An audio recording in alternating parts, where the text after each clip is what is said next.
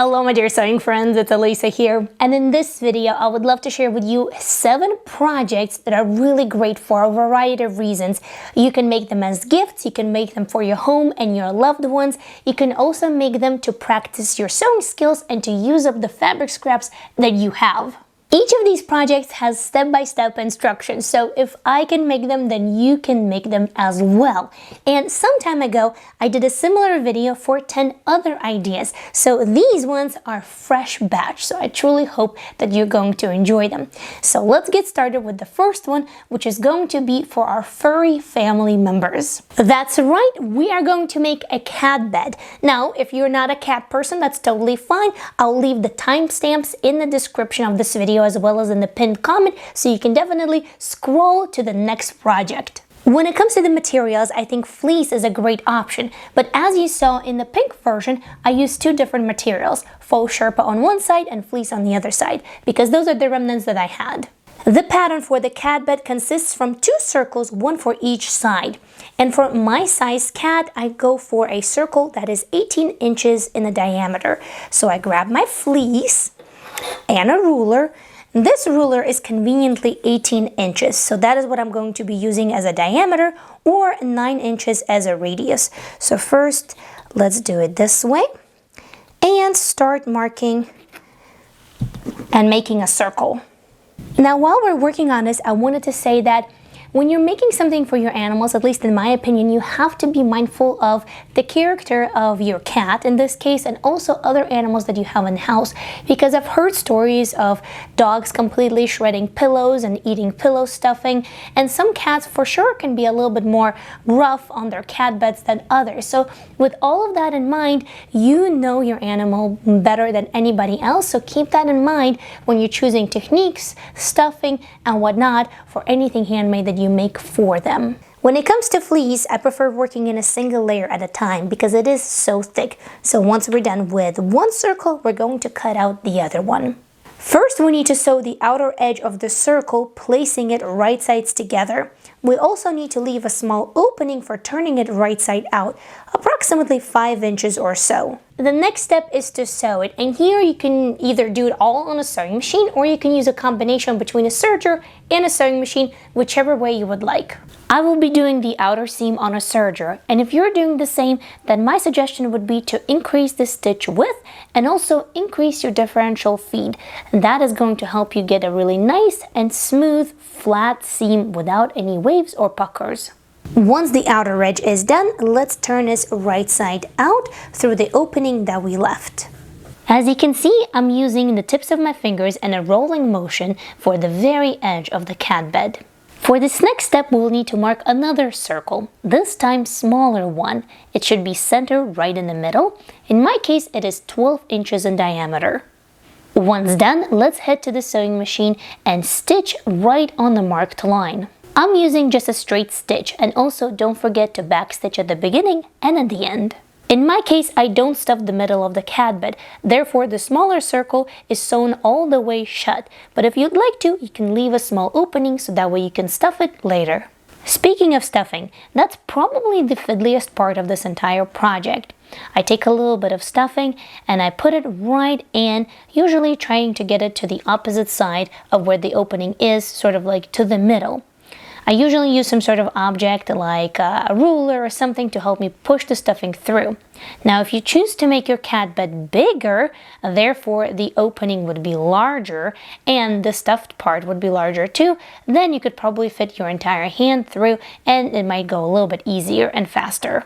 After stuffing the entire thing, all we have to do is close up the opening, which we will do with hand sewing needle and thread. Now this is the easy part, but I also opt for 2 passes, so I sew this opening shut twice just to make sure that everything holds.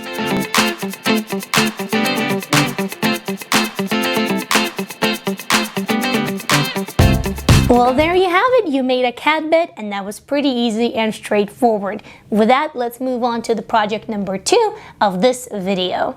It's probably one of the easiest ones because it only takes 2 hems, 2 seams, and just 1 piece of fabric. So if you're a beginner, this is going to be great. And if you're not a beginner, I think you're going to love how quickly this comes together. I've been using this method for quite a few years now, and that's how I make pillowcases for all of the pillows that we have in our home. We have a couple of supplies that we will need, so let's start with fabric. Today I'll be working on a decorative pillowcase, and for those I like to go with something that has a little bit more sturdiness to it. So in this case I have cotton duck cloth right in front of me. Then of course we will need a pillow insert. This one is probably the most common. This is Crafter's Choice. There were 2 pillows in the pack and I got it at Walmart. To start working on our pillow, we will need to measure it. Now mine says right over here it's 16 by 16, but if yours doesn't, then measure from side seam to side seam, and then also measure from top to bottom. Now each pillow needs the front, the back, and also a little flap over here that will go to the inside. So to cut my fabric, this is what we're going to do. I'm going to make one square that is exactly the same measurements as the pillow, so 16 inches by 16 inches in my case. That's for the front. The next one is going to be exactly the same one for the back. And then we will add a third rectangle, which is going to be half of that. So 16 inches on one side and then 8 inches on the other side. That is going to be that little flap.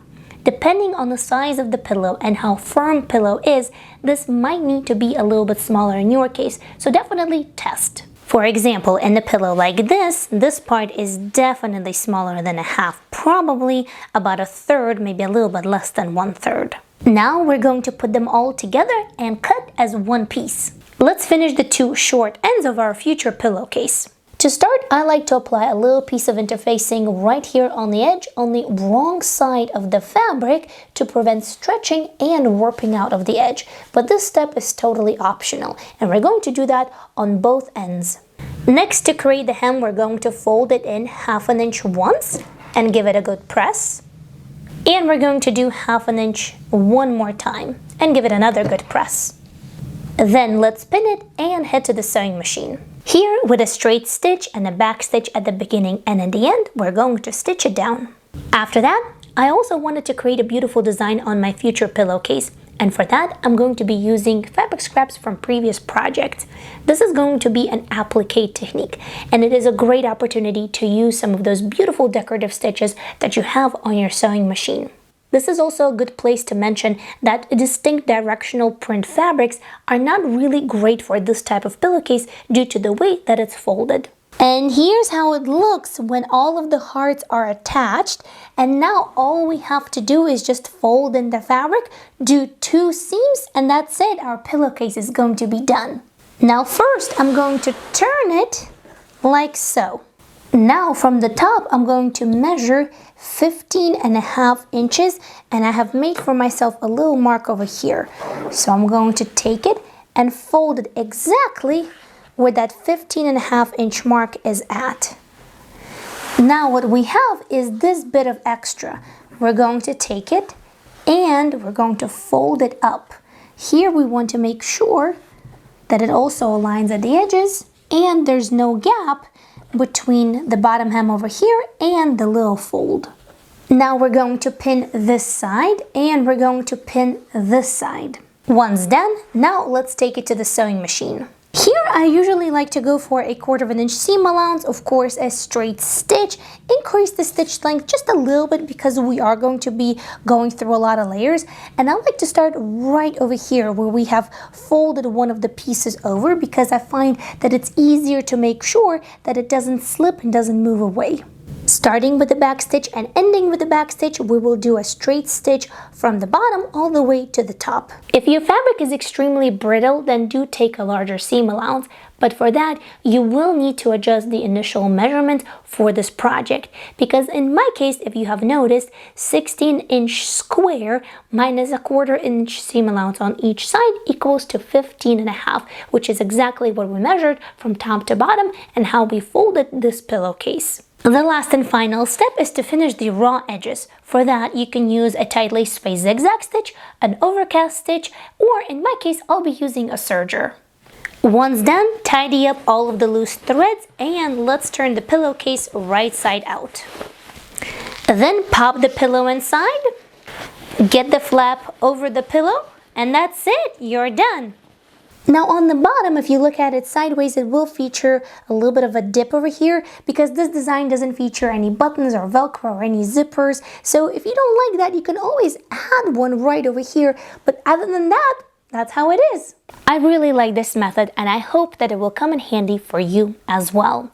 Now this next project is a really cute one. You can have so much fun mixing patterns and colors and in the process make something useful. Now, I would say that it comes together probably in about 10 to 30 minutes, depending on your pace of sewing. And because it has multiple parts to it, it's really great for using up those smaller fabric scraps that you might have. I made these little bags with interfaced bottom for a little bit of extra stability and with 3 little pockets on the inside, so that way it has more functionality. For these kind of projects, I really like using either quilting cotton or craft cotton, so nothing super special, but it really works well. And that's what I'm going to be using today. And to get started, we will need to cut 5 simple rectangles. You can see these measurements on your screens right now, so if needed, you can always pause it, maybe even screenshot it, so that way you have these measurements for when you're ready to start on your project. And I also wanted to mention that I do find it really fun and interesting if you combine 2 different colors or 2 different prints in one little bag. I just think that it adds a little bit of interest, but you can of course just make it in one solid color. It's totally up to you. The first step for me would be to take the largest rectangle, which is also going to be at the bottom, and fuse it to an interfacing.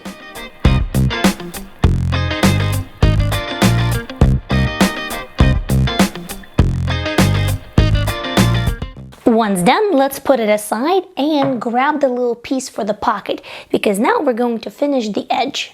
To do this, I like to place the rectangle wrong side up, and we're going to be working with the upper edge. Let's fold it in once, about 1/4 inch, and another time also about 1/4 inch. Give it a really good press. And before heading to the sewing machine, let's take another 5 by 10 rectangle and finish it as well, so that way we don't have to return to the pressing table or to the sewing machine.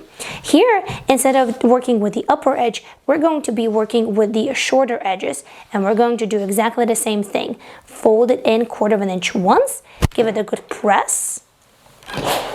Once done, fold it in another 1/4 inch and another good press. And we're going to repeat that on both sides. At the sewing machine, we're going to secure it with a straight stitch, starting and ending with a back stitch.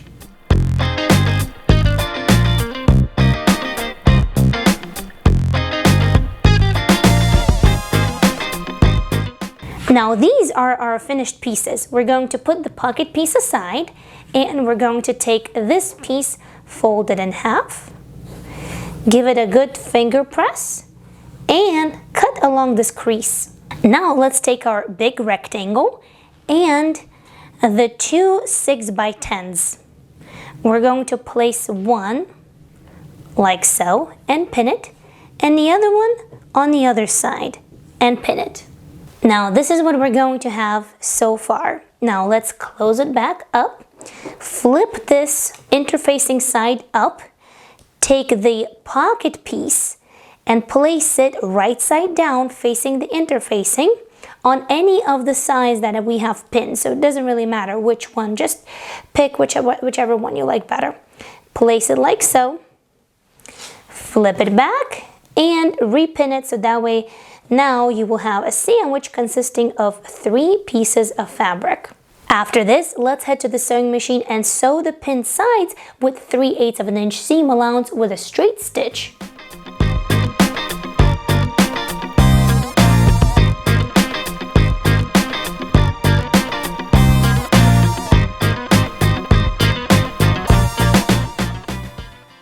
Once done, the next step for us is to finish the raw edges of the fabric.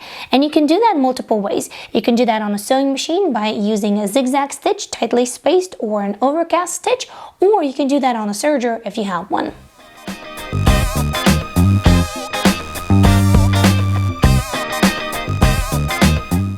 Here I wanted to give you a quick tip. Now I personally don't mind interfacing showing in a craft project like this one because it's on the inside, you don't really see it from the outside, and I personally, as I mentioned, don't mind. But if you do, you can cut another 10 by 10 square and sandwich the interfacing between the two so that way it doesn't show. So you can definitely modify this project so that way it suits your needs and your preferences. After finishing the raw edges, I'm going to give it a good press. So we have two sides. One side that has just one piece. So we're going to fold it out like so and give it a good press.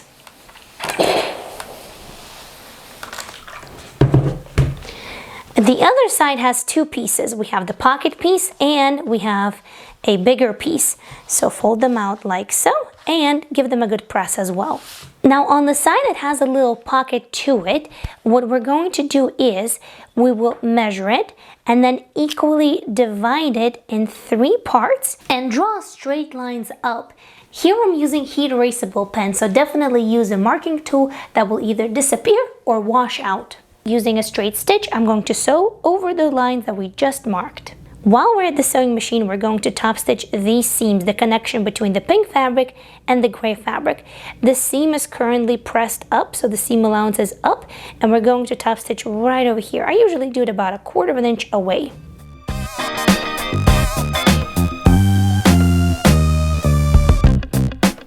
I'm going to do that on both sides, on the side without the pocket and on the side with the pocket. Next, I'm going to grab the 2 remaining pattern pieces and fold them in half wrong sides together, and I will center them on top of the pink pattern pieces just like you see me do on your screens. After that, pin them in place and we're going to stitch them down with 3/8 of an inch seam allowance with a straight stitch and then finish the raw edges. Alright, we're close to the finish line. Take these 2 little pieces and then bring them together, right sides facing. Make sure that these seam allowances are folded down. You can give them a quick finger press if needed. Then align everything else and pin one side first and then the other side. If you want to place a little label in a side seam, this is your time to do so. And if you are looking for good labels and a little discount, then I will leave my affiliate link in a place where I like them, where I trust to get my labels from, in a description for you. Now we're going to stitch it down with 3/8 of an inch seam allowance with a straight stitch first, and then we're going to finish the raw edges. To form the corners, grab your marking tool, and first we're going to mark the crease of the bottom. Then I find it easier if you place your hand inside and sort of collapse the corner and bring it flat. But here you want to make sure that the stitching line of the straight stitch aligns with this line that we have marked on the crease. So with your fingers, feel it and make sure that it aligns. And once it does, pin it so that way it stays in place. Next, from the very top of the stitching line, I want to measure about 1 inch and 3/4. Once you have that, make a little mark and then a straight line going from top over here all the way to the bottom. That's where we're going to stitch with a straight stitch, and we're going to repeat the same steps and the same measurements on the other side. As you do this, you might want to increase your stitch length on the sewing machine because we are sewing through quite a few layers plus interfacing. Now we can simply turn this right side out, and I personally don't snip off the corners, but if you want you can snip them off and then of course finish the raw edges. And once we have turned it right side out, you can leave it as is, but I prefer to do one extra step, and that is to do a little bit of top stitching on the very top of the bag. I'm going to make sure that all of the seam allowances of the top are pointing downwards and give it a good press on both sides. At the sewing machine, I'm going to top stitch about 1/4 inch away, the same way as we did right over here.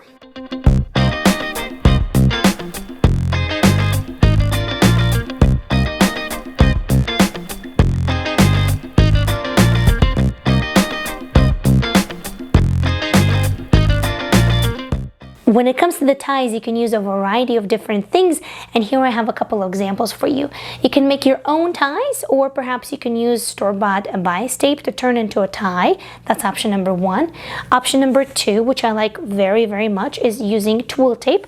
By the way, you can get it in a variety of different colors, so that's option number 2. And option number 3, you can use a rope. There's another option. You can also use a really beautiful ribbon. So whatever you have, whatever would do the function, can definitely be used in order to thread through those little casings and create your little drawstring bag. You will need to cut 2 pieces of your ties, in my case rope. Each one will be about 28 inches long. First, you're going to insert it like this, creating a loop on one end and 2 open ends on the other side. Then you're going to insert it exactly the same way, but in the opposite direction. The very final step is to tie these ends in the knots, and ta-da! Your little drawstring bag with a box bottom that is interfaced and 3 little pockets on the inside is done and ready to be used. This next project is also very versatile and is a must in any home. I made 2 versions of the same apron. One is for the kitchen and the other one is artist's smock. So you can definitely make one for yourself or perhaps one as a gift. Either way, it's a useful thing to protect your clothing from unnecessary stains. This is also a really great project for beginners because in this video I'll be guiding you step by step through all of the techniques that I use and the reason behind those. So without any further ado, let's go ahead and jump into it. Now to get started, we will of course need some fabric. And for any kitchen related project, I personally like to have 3 types of fabrics. I either go for medium weight cotton, for medium weight linen, or a combination of both. So a medium weight cotton linen blend. All will be woven, and that's what I have here, a really nice mid-weight cotton linen. My fabric is already washed and prepared for the project, so I'm going to give it a quick press before we start.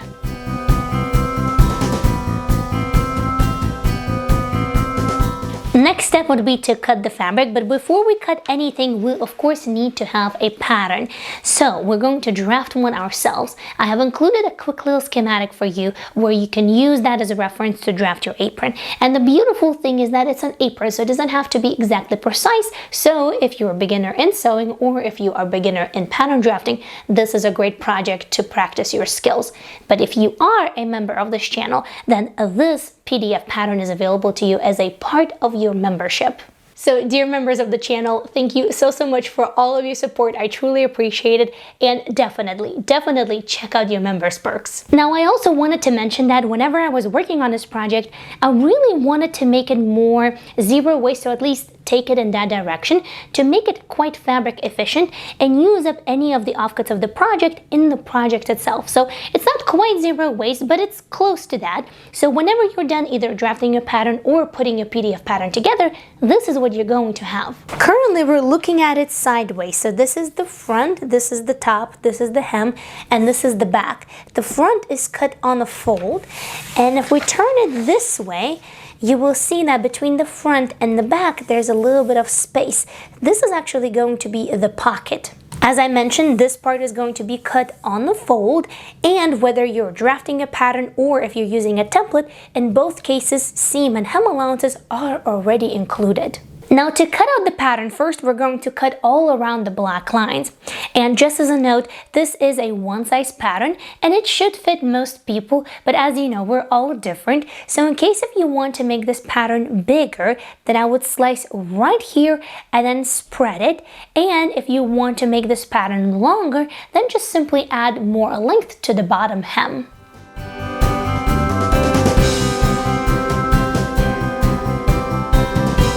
Once the outline of the apron is cut out, now we're going to cut out the pocket and put it aside because we will need this pattern piece later. Now let's take our fabric and fold it in half, bringing selvage end to selvage end. Then take your pattern piece and place the fold part on the fold of the fabric. Now here my fabric is a little bit wider than the pattern itself, so in order not to waste all of this fabric on the side, I'm going to scoot my fabric a little bit and reposition the fold.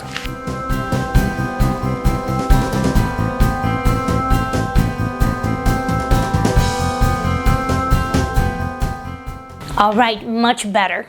Now we can either pin it or place a couple of weights so the pattern doesn't move and cut it out. This time all seam allowances and all hem allowances are already included, so we're going to cut exactly as the pattern is.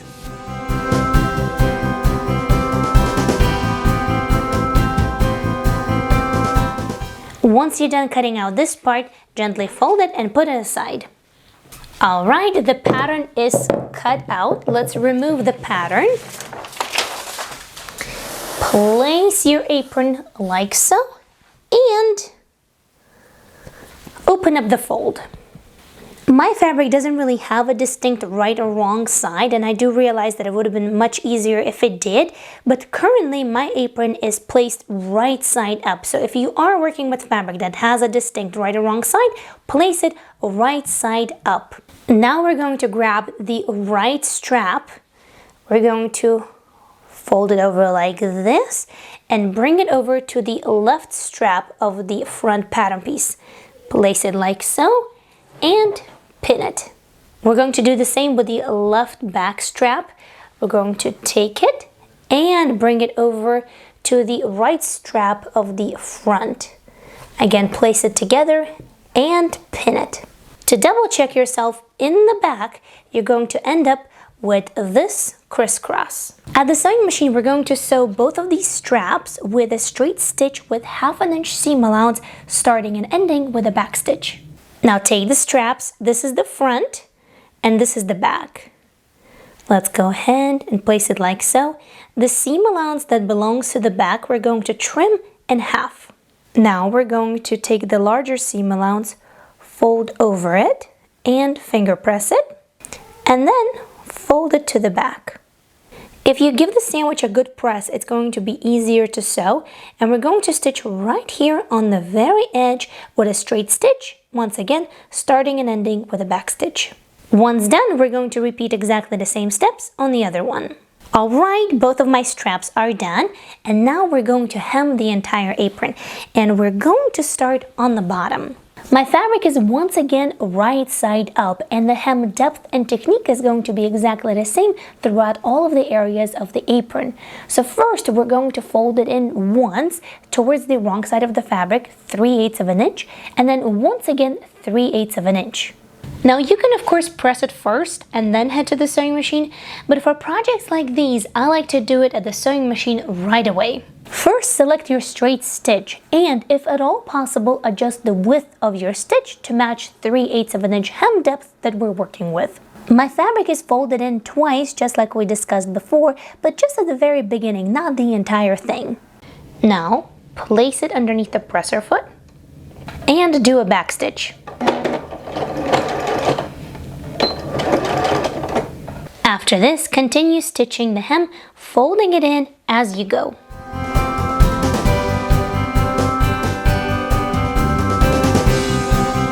It is useful if you can leave the needle inside of your project so it doesn't shift while you fold it.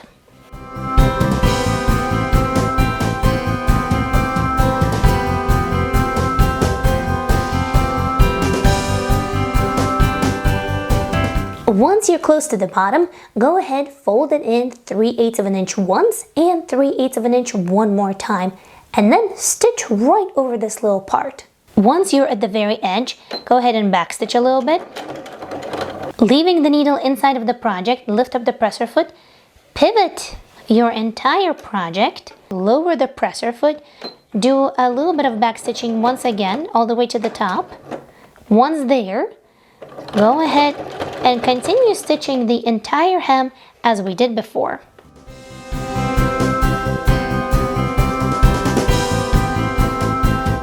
Soon we're going to be approaching the area where we connected both of the straps, and we have quite a bit of fabric over there, especially once we're going to be folding the hem.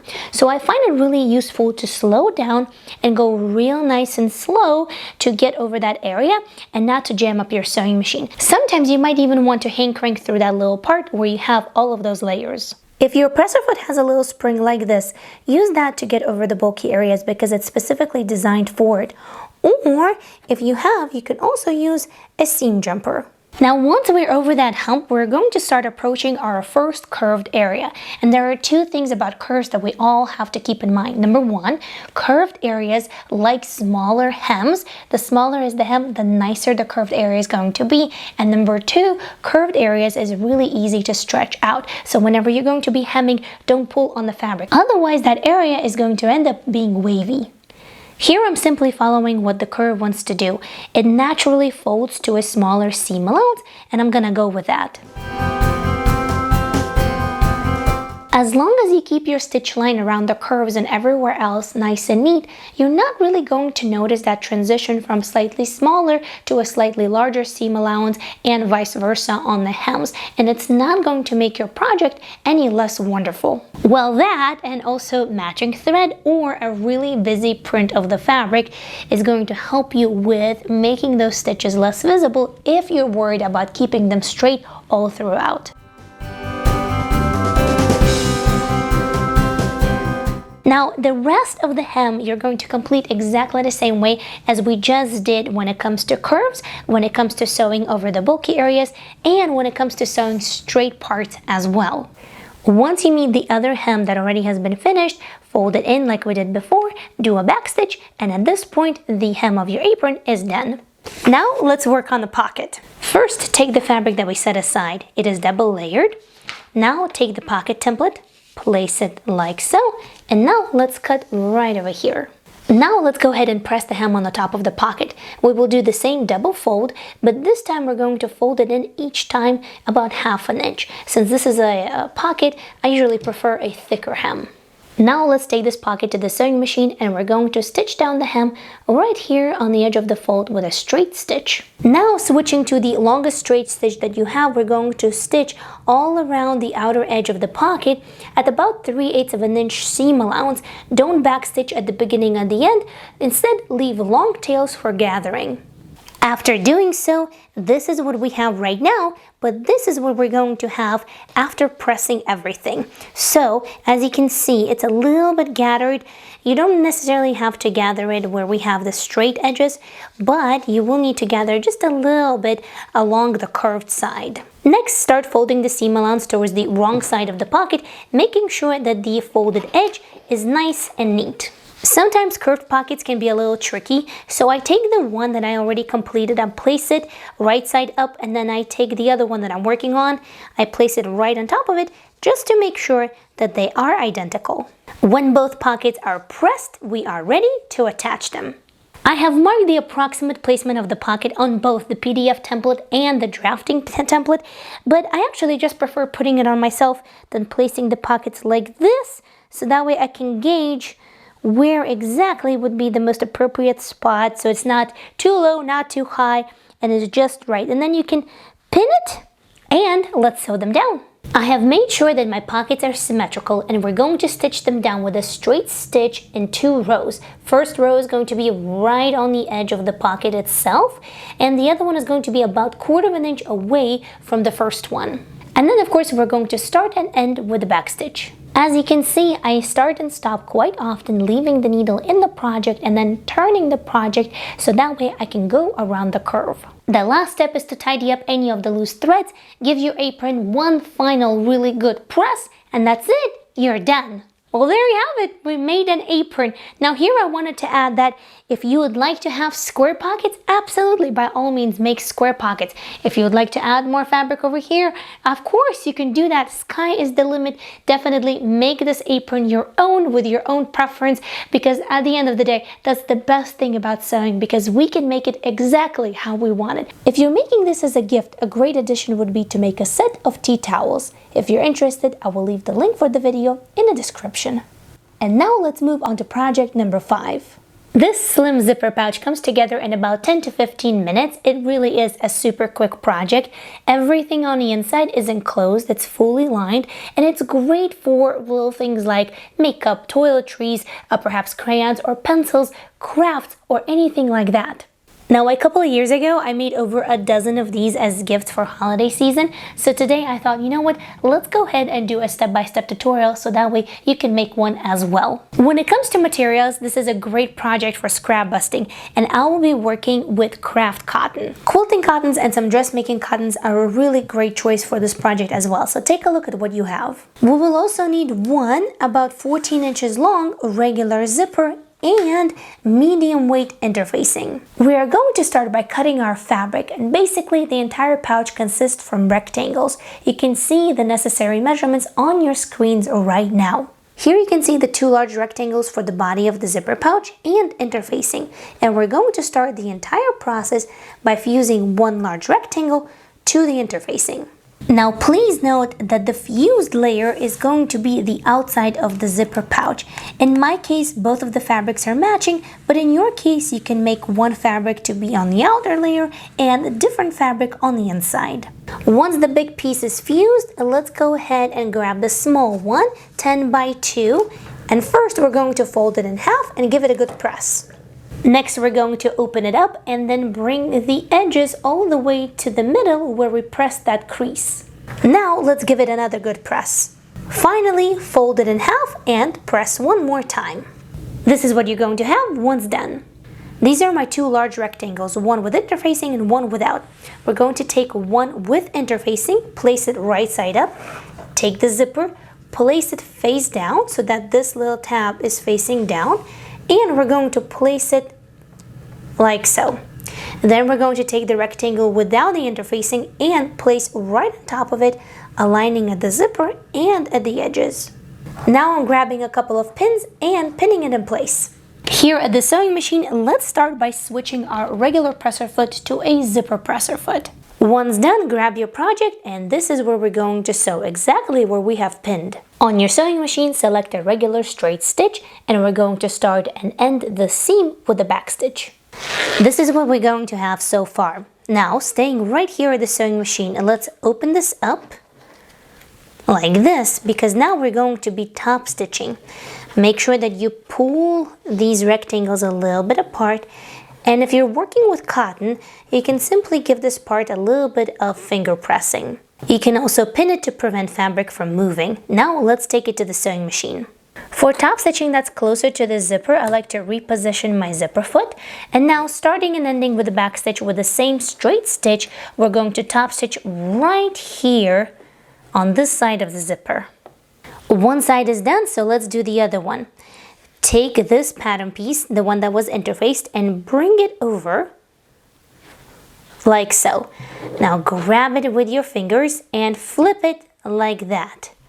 And bring it back to the other pattern piece that wasn't interfaced. There we go. Now let's pin it. We are going to repeat exactly the same steps as we did for the other side. First, we're going to stitch it down, and then we're going to top stitch it. Once you're ready for the top stitching, you will need to open up the zipper. That's why having a zipper that's a little bit larger than the actual size of the pouch is quite handy, because if you have a zipper that's just about the size, it's definitely possible, but a little bit more fiddlier. So now we have turned out the other side that we have just sewn together. Again, we're going to finger press this side, pin, and top stitch. This is what we're going to have once the top stitching is done, and you can see that our zipper pouch is starting to take shape. And now let's switch back to our regular presser foot and grab this little piece. Here we're going to do a straight stitch on both sides, turning this into a little handle.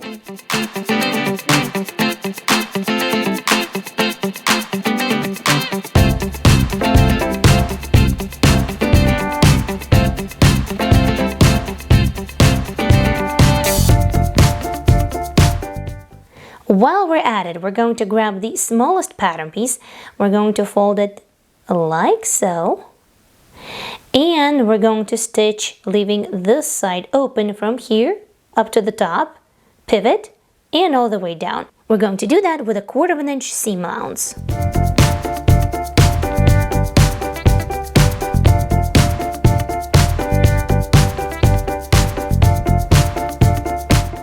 Once I'm done with stitching, I'm going to turn it right side out, and I usually use a plastic knitting needle to help me out doing that. After all that, we'll have a little tab that is going to go on the bottom of the zipper. To attach this little tab, we're going to take our zipper pouch. Here's the zipper pull, and we're going to attach it on the opposite side. We're going to take our little tab, place it face down, and place it right in the middle of the zipper, aligning with the edges of the zipper pouch. That's how we're going to stitch it down, only through one layer of the zipper pouch, so we don't want to stitch it closed. I will pin it to keep it in place, and I will head to the sewing machine. You can see the type of the needle I'm using on your screens, and I'm also working with soft nylon zipper, so it goes through it without a problem and breaking. But if you are concerned, or let's say you're using a metal zipper, then make sure that you go slow and steady and hand crank your sewing machine through the zipper parts. At this point, we can also snip the rest of the zipper. Now we're going to take our zipper pouch and turn it wrong side out. Make sure you even it out so that way the zipper is right in the middle. We're going to sew from here till here with 3/8 of an inch seam allowance and a straight stitch.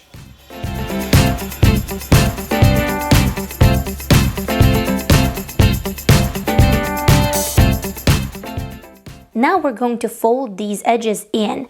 Here you can clearly see where the zipper is at, so you can see the pink zipper tape. So we're going to take one side and we're going to fold it in up until the zipper tape begins right here, and we're going to do the same on the other side. Fold it in. So that's what you're going to have. So now let's pin it and stitch it. Once again, we're going to do that with a straight stitch with the back stitch at the beginning and the end. But because we are going through so many layers, go ahead and increase the stitch length. That will help you to go through all of them a little bit smoother. I'm working with the same 3/8 of an inch seam allowance, but a little bit to the left of the previous seam, so that way it's not visible once we're done with our pouch. To finish and enclose the raw edges, we're going to grab one of the 2x5 little pattern pieces. You can also use bias tape if you have some, but this particular piece doesn't necessarily have to be cut on a bias. We're going to place it like so first and stitch it down with 1/4 of an inch seam allowance. Please note that here I'm stitching only to the width of the actual pouch because later on we're going to snip off all of the extra. Now fold it up, turn it to the other side, fold it in, and fold it over. Here we're going to stitch it down once again with a 1/4 of an inch seam allowance. Once this step is complete, we can snip off the extra, but make sure that you don't snip through any of the stitches because we don't want them to come apart. Now let's turn the pouch this way, and we want to open up the zipper just a little bit into the pouch because our first task would be to stitch over the zipper to make sure that it stays together. It might seem like it's an extra unnecessary step, but it really does help to make sure that everything is nice and neat. Now we can open up the zipper all the way to the bottom of the pouch, like so, and let's start working on the top. First, we want to place it flat like before, making sure that the zipper is right in the middle. Then we want to grab our little handle. We're going to tuck it inside first, and then we're going to sandwich the ends, placing them about a 1/4 of an inch or 3/8 of an inch away from the edge of the zipper tape. Once done, we're going to do a straight stitch from one edge to the other, just like before on the bottom. This is what we're going to have once done. Now, take one of the sides, fold it in, all the way up to the zipper tape, and we're going to do exactly the same to the other side. We're going to fold it in all the way up to the zipper tape, and once again we're going to stitch over it with 3/8 of an inch seam allowance. After that, as a last step, we just need to snip off all of the extras and finish the raw edges the same way as we did on the bottom using this little pattern piece. Sometimes I get asked if these little corners that we have snipped off are going to fray or come undone after using these little pouches or any other accessories where I do this technique. And I find that, yes, they will fray a little bit. If you cut them on the bias, they will fray less. But because this is an accessory and this is going to be tucked in the corner and you're not going to be washing this every single day, like for example a t-shirt or something like that, then these hold up without a problem. If you have some and you want to, you can always apply a little bit of fray check on the edges. Alright, now it is time to turn everything right side out. And there you have it, a little slim zipper pouch. It can actually hold a lot more than it looks like it can because it has this little area. It's nice and neat on the outside with a little zipper tab, so if you open it up, You can hold here to close it down, and it's also nice and neat on the inside with being fully lined and all of the raw edges and seams being enclosed. Well, there you have it. You made your own zipper pouch. Now, I truly think that this could be a great little combo with the previous project in the series, which is this drawstring bag with 3 little pockets on the inside and a flat bottom. So if you haven't seen that project yet, definitely take a look. Next on our list, we have a little bit of holiday edition, and this time we're going to be making beautiful handmade ornaments from fabric. Now first, for a little bit of inspiration, let me share with you the designs that I have already completed. And then at the end of the video, I'll share with you a couple of extra designs that I'm still working on. Here we have a truck with a Christmas tree, which is probably one of my favorite designs out of all of the ones that I have made. And it's not too complex, it's not too simple, it's right there in the middle. After that, a little house with trees all covered in snow. Next, we have a little stocking, which, you know, is a Christmas classic.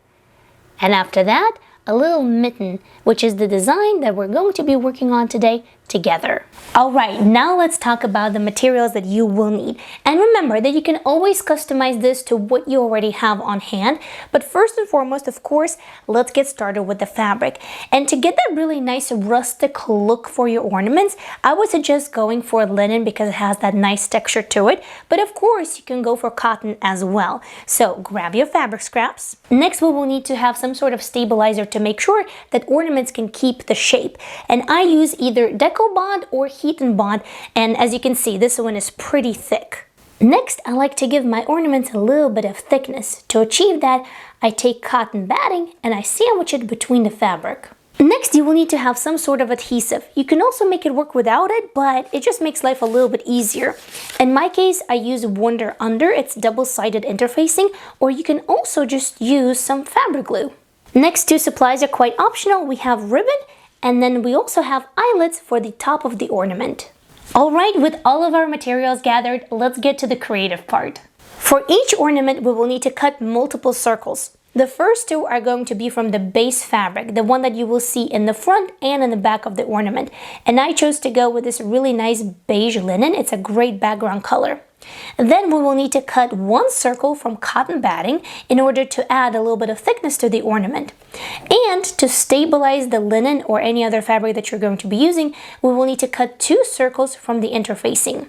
Each circle is about 4 inches and a quarter in diameter, or approximately 10.5 centimeters.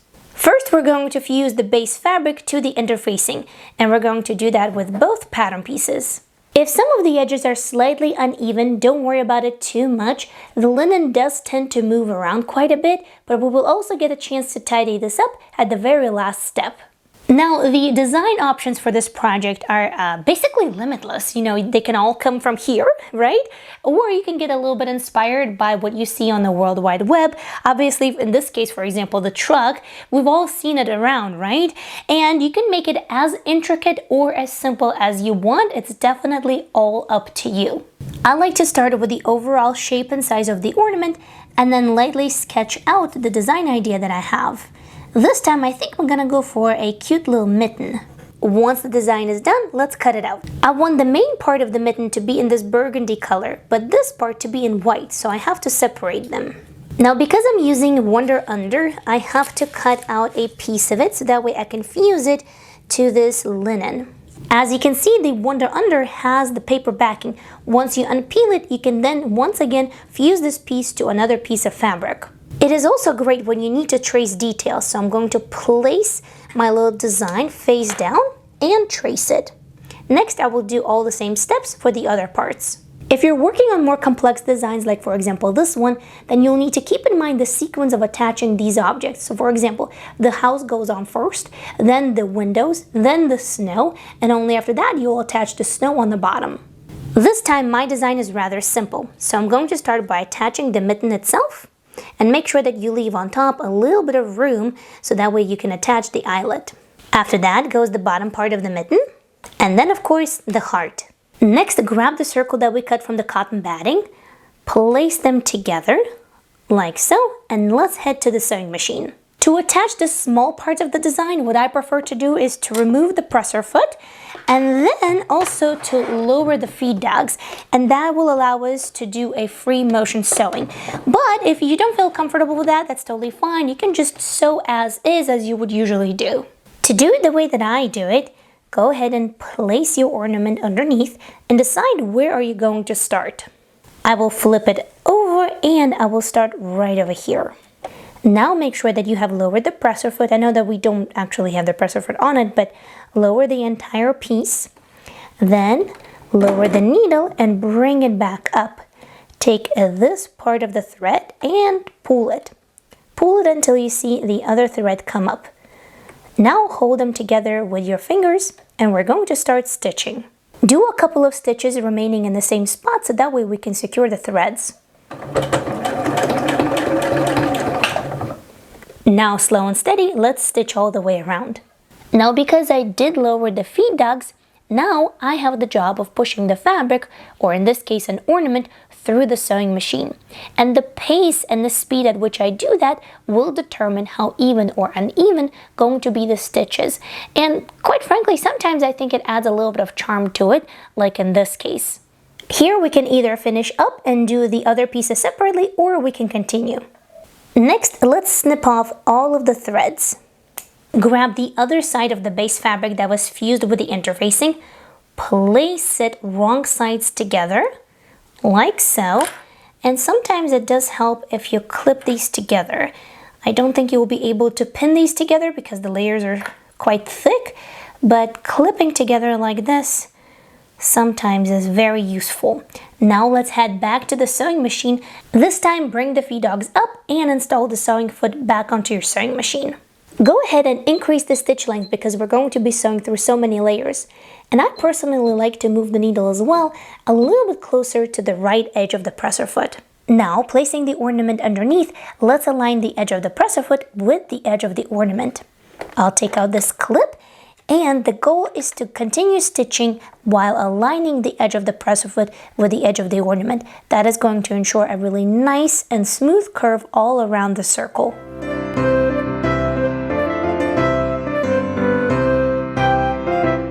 Sewing wise, we are done, so you can put away your sewing machine. And now let's trim this quite close to the stitching line.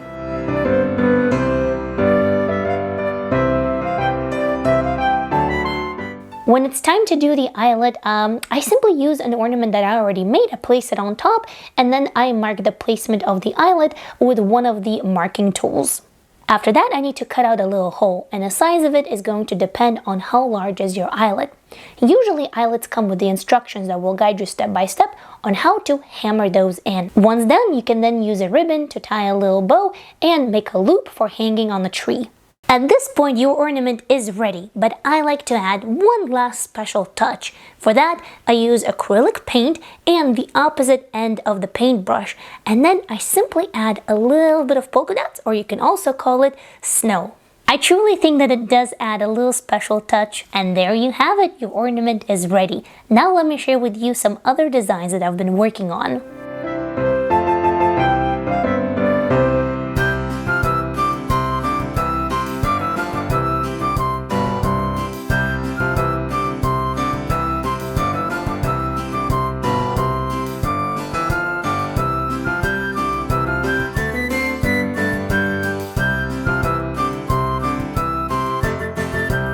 Now, Christmas tree ornaments aren't the only things that you can create from small fabric scraps. So right now, we are going to create fun and whimsical fabric flowers.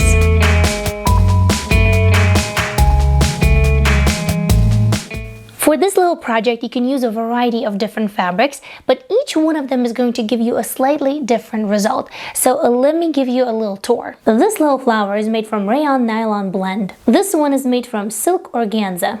Here we have one made from linen on your left and one made from cotton on your right.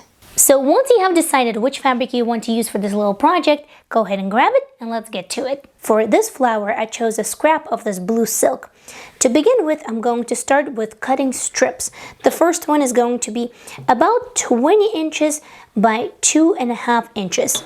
The next one is going to be a little bit smaller, approximately, I would say 12 inches by 1.5 inches. And the next one is going to be the smallest, approximately 5 inches by 1 inch. For the bottom layer, I'm going to use the biggest strip, and here I have two choices. I can either cut individual petals like this, or I can take this and fold it, I would say approximately 1.5 inches in width. So I'm going to continue folding it, creating all of the layers that we're going to be cutting through.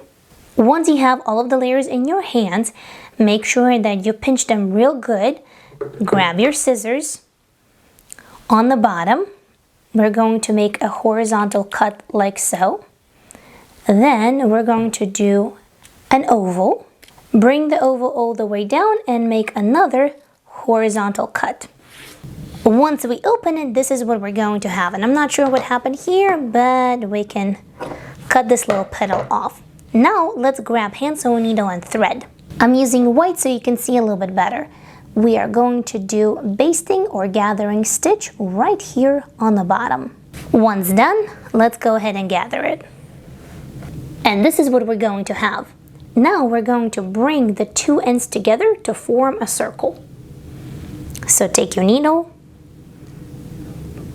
put it through the other end, and pull on a thread. And this is our base layer. At this point, I usually go ahead and tie the knot on the back of the flower, and we can move to step number 2. With a second strip, I usually prefer cutting individual petals. You can either, again, fold it like so, or you can cut them one by one. Once again, I'm grabbing my hand sewing needle, and I'm doing the basting or running stitch through each of the petals. Once done, we're going to gather it just like we did for the base layer. And this is what we're going to have. To form the circle, bring it over to the other end.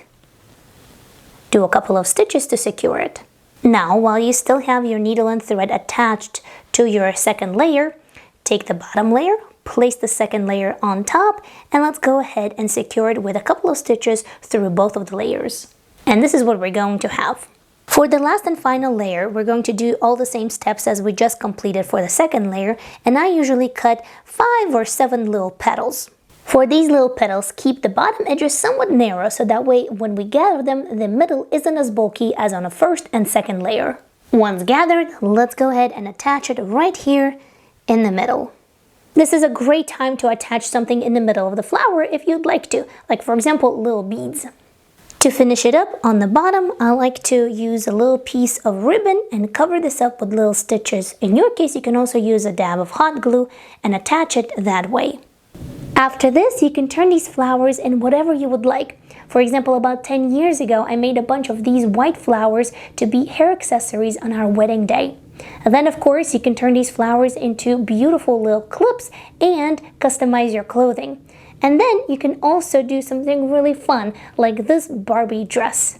Since I was working with natural fibers and the edges are unfinished, eventually they will start fraying. So I see two options in this case. Number one, we can simply embrace it and leave it as is. Like for example, in this linen flower, I think the fraying does add a little bit to the look. Number two, to prevent that, we can use a little bit of fray check or fabric glue on the very edges of the petal. You can see how it looks in this rayon nylon flower. It is nearly invisible, but it makes the edges of the flowers a little bit harder and resistant to fraying.